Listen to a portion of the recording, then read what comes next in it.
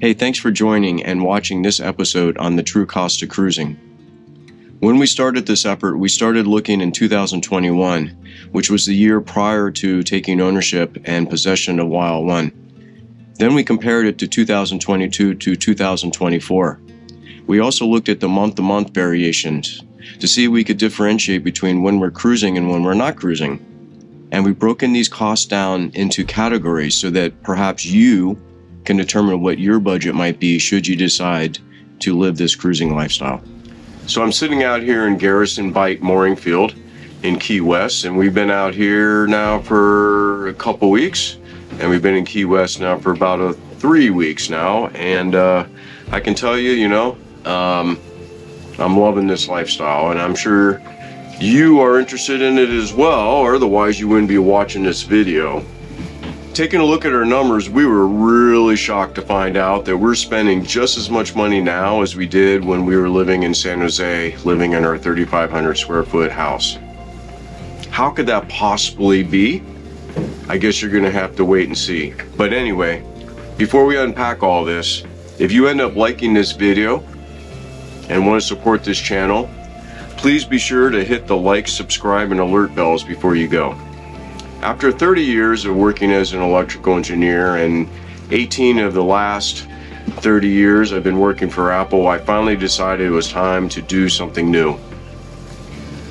So we sold our home in San Jose, California. We sold our Catalina 42, which we had owned for 10 years and used for sailing the San Francisco Bay. And we bought a new home. I'm sure many of you have romanticized about living on a boat. Perhaps you thought that it's a cheap way to travel the world. But the truth is, it's not all sunshine and rainbows. There's a lot of real costs involved, and in this video we're going to break them all down for you. We were like you and thought that once we moved onto our boat, the cost of living would have gone way down. After all, San Jose is rated 84 of over 6,000 cities in the United States. The cost of living index is 68% higher than the national average in San Jose. Our home in San Jose costs us nearly 205% of what Wild One costs us to live. This is including mortgage and interest and taxes and dry storage. So how could it possibly be that we're spending the same amount of money while cruising? It's easy to forget the ongoing expenses of living on a boat, like maintenance and fuel and docking fees and insurance. Further, there's the cost of living, going out to eat, going to bars, toiletries, all the things on your boat that make it feel like a home. There are also hidden costs, like upgrading and customizing your boat to make it more livable and more comfortable. And what about the cost of dry storage and the cost of permits? What about the cost of licensing and fishing and immigration costs and everything else? It all adds up. One of our biggest surprises in taking a look at this data is that when we retired, we basically inherited the standard of living that we had enjoyed in San Jose. Of course, living on a boat is not all just about the boat itself. It's about a lifestyle and the freedom it represents. It's about being part of a community of sailors and adventurers, and being willing to take on adventures that come with it. One of the biggest misconceptions of living on a boat is that it's only for the wealthy.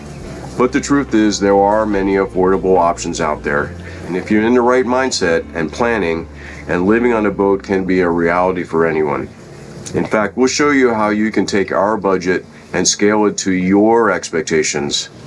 While cruising over the last several years, I've seen all types of cruisers. I've seen cruisers cruising around in 33-foot sloops. I've seen cruisers cruising around in multi-million-dollar performance catamarans. But this is important to say.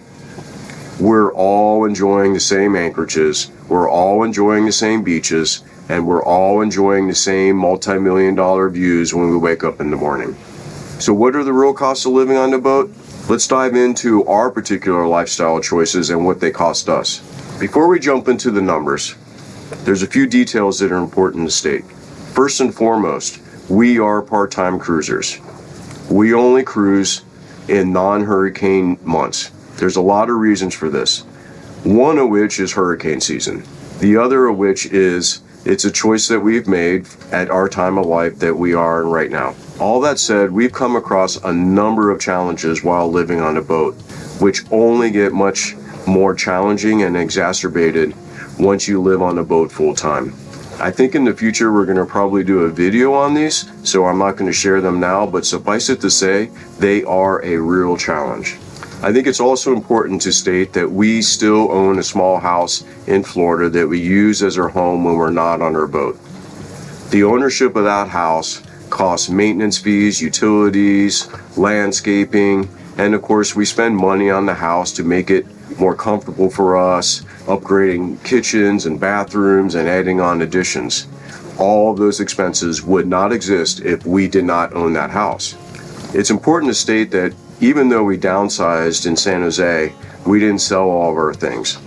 As such, there's a lot of cost involved in that. We just couldn't take it to sell our living room furniture or dining room furniture that we have bought when we first got married.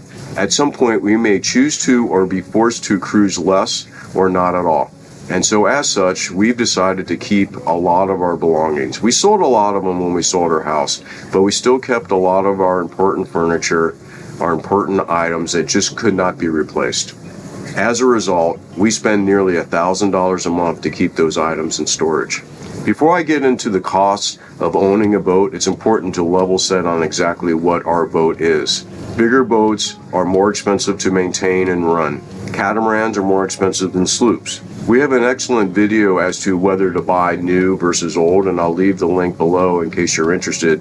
But suffice it to say, we decided to buy new, and you'll have to check out that video if you want to know why. For the purposes of helping you to determine what your budget might look like, I put together the following table. Now, I recognize a lot of these assumptions are very gross approximations, but I do think they would be useful. For example, if you bought a $500,000 catamaran and you bought it used and you don't have a mortgage, then you can probably assume that you could spend 58% of what we spend on maintenance on your new vessel. They may be higher, may be lower, but in general, I think it would be a pretty good average. This chart encapsulates all the items that we spent while improving Wild One after we got her. There's things like 1,600 watts of solar, 1,320 amp hours of lithium. There's a bigger dinghy. There's a 25 horsepower outboard motor for our dinghy. There's fuel polishers. There's a parasail. There's a 5 kilowatt inverter. All this is a lot of money. We intentionally took out a loan for a portion of Wild One. There was a couple reasons for this. Firstly, the interest rates at that time were so good that we decided to do this to free up our cash for other purposes. The second reason is because Wild One is considered a vacation home, we're allowed to write off the mortgage interest on our income taxes at the end of the year. Household expenses is the category that encapsulates what it costs to make your boat feel like a home. It includes consumables and non-consumables. Hey, the chart on the left captures the maintenance items for Wild One, which includes zincs and impellers and bottom jobs and belts and broken blocks and shaped lines and you name it. If it's on a boat, it's going to break eventually. And I've had to repair and replace many items. I wish I could say that I've never made a mistake on Wild One, but unfortunately I have. And this category encapsulates the costs associated with remedying those mistakes. Fortunately, the mistakes are getting fewer and far between the longer I own her. All that said, they are not insignificant. Insurance is perhaps one of the biggest expenses of cruising. And because we have a loan on Wild One, we are required to have comprehensive insurance. It costs $7,000 for us to cruise part-time. This covers the entire East Coast, the Gulf of Mexico, the Bahamas, and 250 miles offshore. It is also an agreed value policy. We try to sail as much as possible, and when we're making long passages, we try to alternate each engine. There's two reasons for this. Firstly, it saves fuel. Secondly, it also saves engine hours, which ultimately saves on maintenance. The compromise in this is, of course, that you're making a little less speed. I'm embarrassed about this category, but we spend a lot more time in marinas than we should, and that I'd like to. In 2022 and 2023, we were just cutting our teeth on this cruising thing. We were also working, and we also had to fly back to the United States several times. As such, we wanted to put the boat in a place where it could be safe. Sometimes we got hauled into a marina because weather came through. Other times it just made sense because we had friends and family visiting, and it was just easier for them. Did I mention I'm retired? We do not skimp on entertainment. I've looked at the monthly variation at these, and I do not see any significant difference between living on a boat and living on land. This is to suggest that the variations and month-to-month variations are so significant because of our traveling, because of our visitors, and other sorts of things, that it's hard to look at trends. For anyone who's bought groceries in the Bahamas, I think you'd expect to see that we'd spend a lot more money on groceries cruising while living on land. However, I've taken a look at these expenditures on a month-to-month basis. And because of the variances from month to month and our visitors and our other sorts of things that occur, I'm not able to appreciably see a trend in the numbers at all. Furthermore, we actually stock up before we leave the United States because of the availability of items and the cost of them. So a lot of the cost is upfront. The communication category primarily captures Starlink, cellular connectivity, and Google TV that we use for entertainment. When you sum it all up, we spend about $9,550 per month cruising. We call this the living large budget. Now, I know you're thinking this is a lot of money, and it absolutely is. We know we are very fortunate, and we have a lot of gratitude for this. I can see yourself thinking, I don't need a boat that large. I'm happy spending far less.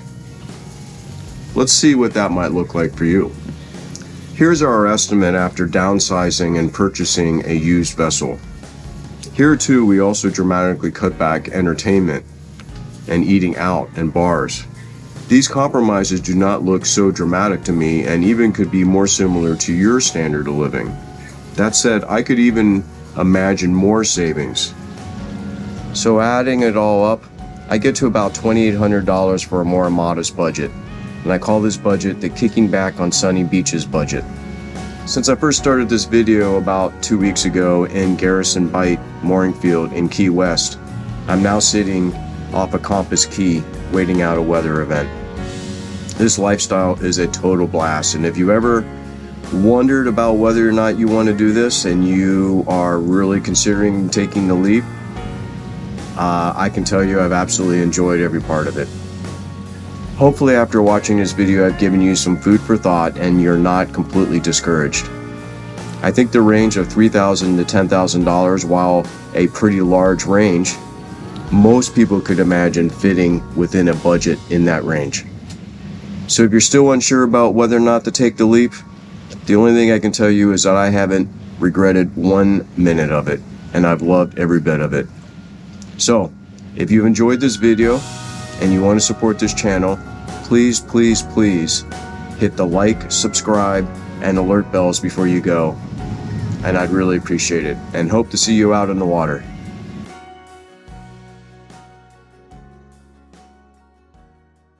Mindset implying but the truth is alright, I gotta shut this door. I can't be listening to me. It makes me nervous. After you all is, see, what the fuck you doing, dude? And it possibly being cheap and missed and lost fishing lures. Household expenses is the category that encapsulates the cost and makes your household categories household expenses is the category that helps household changes, and did 84 of 6,050. Our cost of living would have went way down once we lived. We were like you and thought the coastal. We were like